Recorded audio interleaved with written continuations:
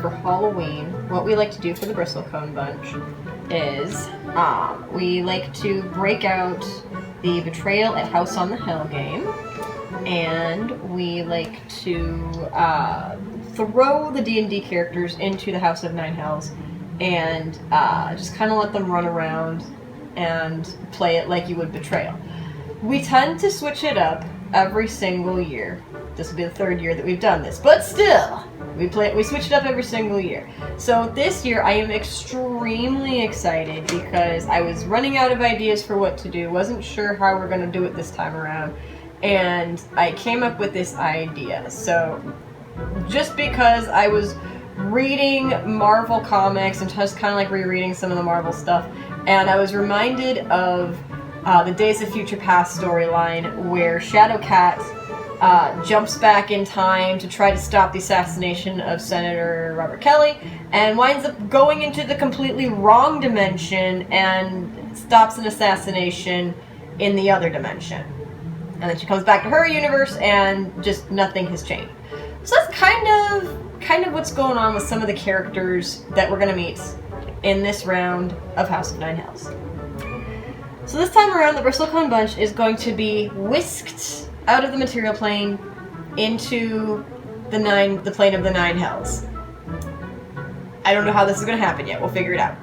But when they get there, they are going to roll randomly to see which floor, which landing they're going to wind up on. Either the basement, the main floor, the second floor, or the attic. I believe there's the 4 different spots that you can go to in the game.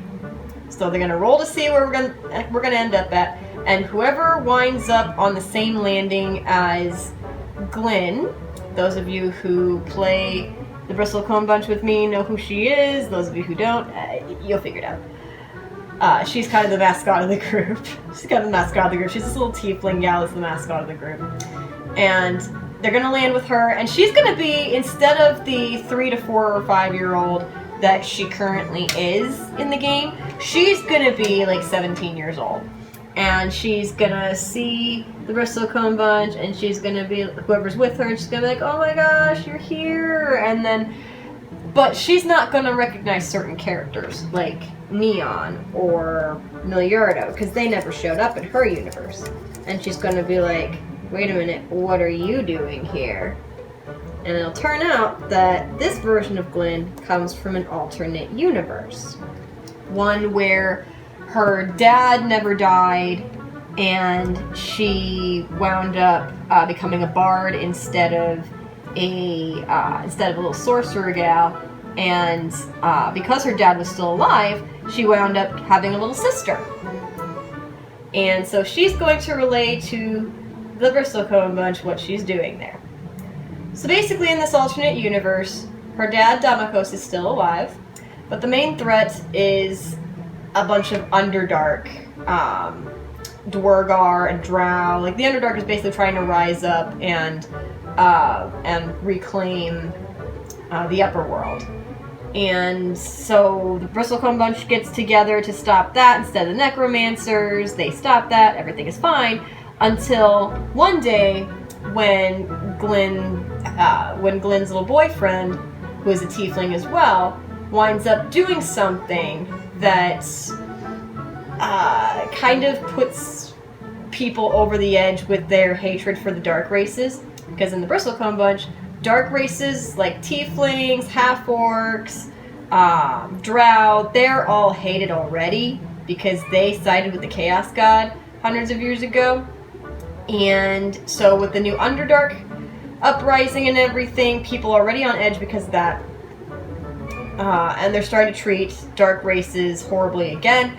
Glenn's boyfriend goes and does something. I have not figured out what it is yet, but Glenn's boyfriend does something that basically backfires, doesn't go the way it's supposed to, and everybody in the town, in the city, just hates him. And they go and they kill him, and they start going after all the dark races, starting with the tieflings. And when Glenn concludes her story, she says that she and her sister Grace are the 2 last remaining tieflings that she is aware of in at least the country where they're at. Because everybody else got hunted down. Like her dad sacrificed himself to save them from when they got ambushed by a mob. She doesn't know where her grandmother is. Everybody else has either gone into hiding or they're dead. And she wanted to go back in time to try to prevent that from happening.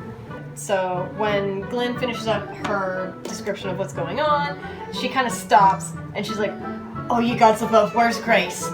And it's revealed that when she tried to jump back into the past to change what was happening, to stop what was happening, to like stop her boyfriend from doing the thing, her sister freaking out and thinking that she wasn't gonna have a sister to come back, that she was gonna fail. Grace had jumped into the place where she was doing the ritual, like right as she was going through, which kind of messed everything up. And got the attention of the demons in House of Nine Hells. So they stopped her from traveling back to her reality past and wound up dragging her into the House of Nine Hells to compete for everybody's amusement.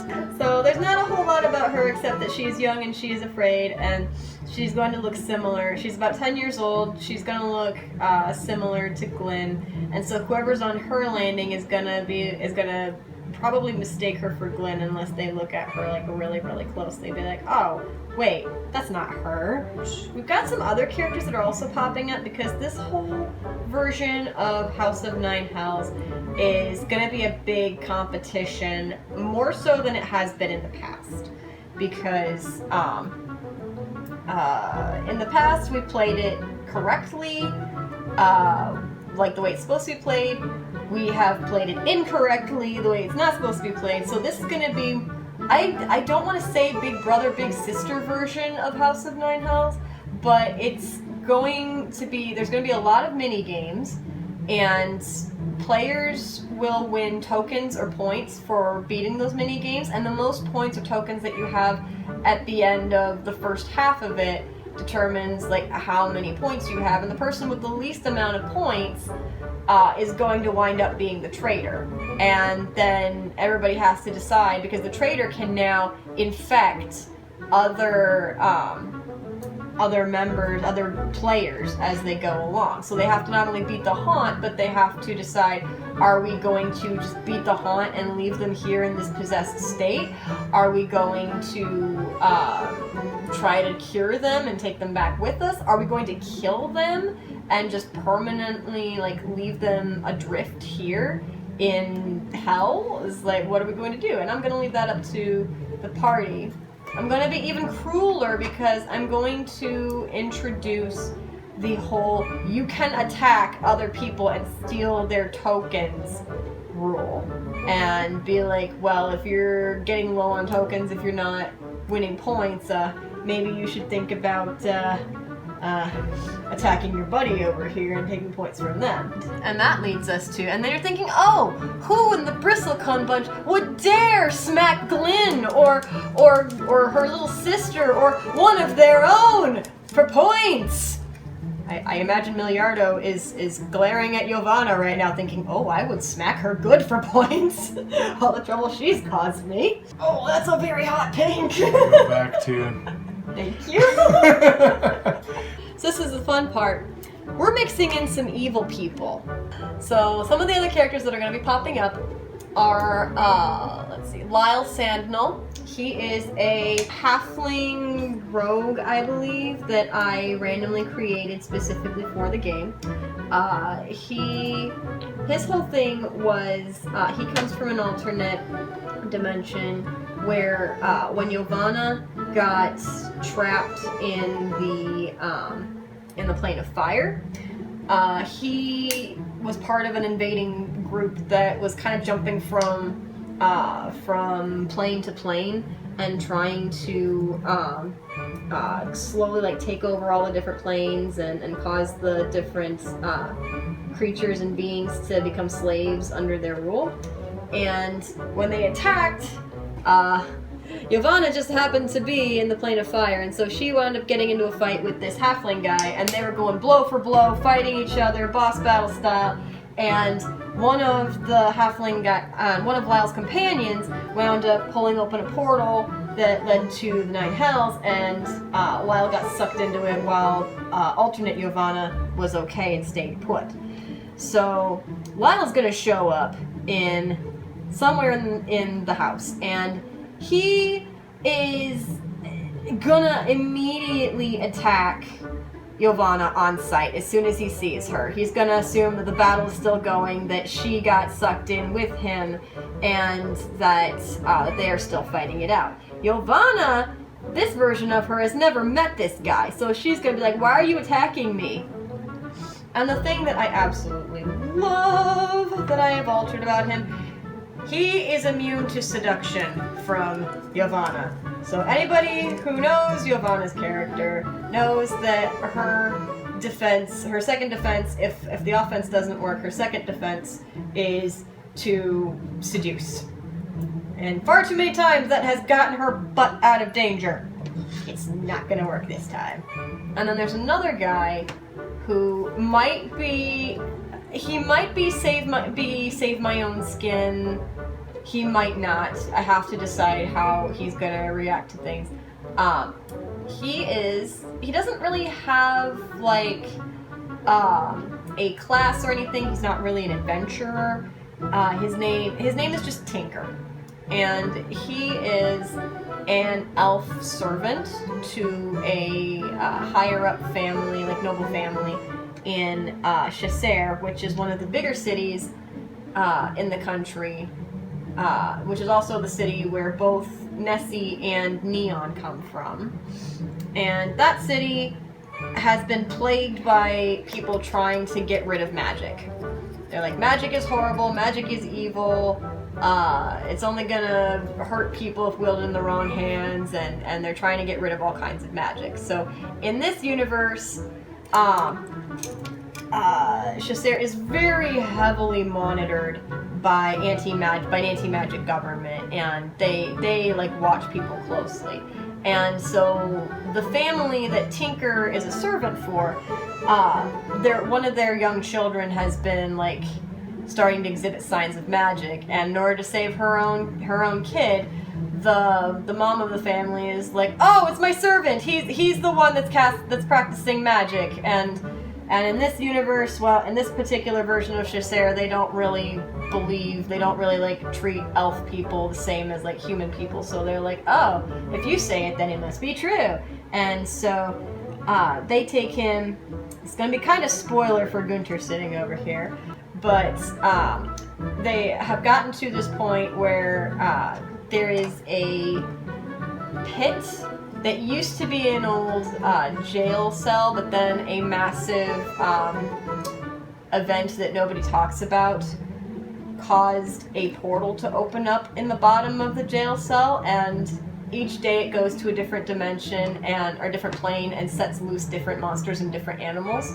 So people don't typically use that anymore unless there are people that they really want dead, and they just throw them down there, and they're like, if you can survive, great. If not, well, you got what you deserve, kind of thing. And that's where Tinker got thrown. He got thrown down into the mall where all these different creatures from different planes are coming from. He's battling these monsters while hiding from bigger things, while trying to keep his own sanity and not lose it down there. And he finally gets to the bottom where the portal is, and he decides, what the heck, can't be any worse than where I'm already at. And little does he know that when he steps through the portal, it's set to the Nine Hells that day, specifically to the House of Nine Hells. And then we've got a couple of familiar faces. We have actually one of Miliardo's future children. Now, in an earlier session, there was a big fertility festival that happened at this little place called Turquoise Town that is mostly populated by tieflings and demonic or demon-based races. And they had a big fertility festival, and during that fertility festival, Miliardo got a little bit wild and got with some of the ladies there. Well, this kid, who is, well, he's an adult now from where he came from, is his son, Alakai. And He is Miliardo's son, and from the Cambion that he procreated with. And so in this universe, this is the canon universe. Like in this future, he went and settled down with the Cambion, and they tried to have as normal of a life as they could in Turquoise Town. Well, about around Alakai's 26th, 27th birthday, something really crazy, something kind of crazy happened. This is again going to be spoilers for Gunter because he's sitting here across from me as I'm talking about this, but basically down in the gem mines of Turquoise Town that the town is built off of, there is this great slumbering creature that came in a meteorite that fell from the stars. And it is called the Star Child. And only the town elder and some of his assistants, some of his family members know what it is, or know that it exists. And even at that, some of them don't even know what the heck it is. Like, they don't even know what the heck it is. But it is this being that causes the land to be fertile. And are we running low on battery?